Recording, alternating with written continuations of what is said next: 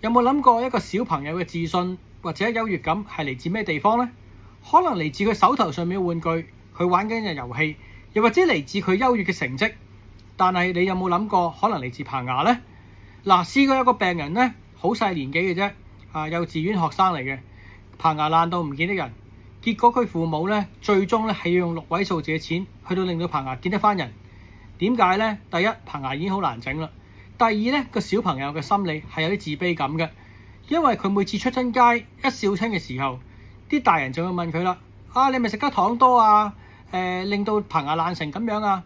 令到啲小朋友經常覺得自己好似做錯嘢咁樣，甚至乎呢，佢哋喺嗰個見學校嘅時間裏面嚟講，老師啦、嗰啲 admission board 啦、嗰啲收生嘅嘅老師啦，都會問佢啦：其實你爸爸媽媽係咪成日俾糖你食㗎？點解棚牙咁樣爛法啊？的而且確係會有咁嘅情形出現嘅，所以嚟講呢，小朋友嘅自信有陣時係嚟自棚牙嘅。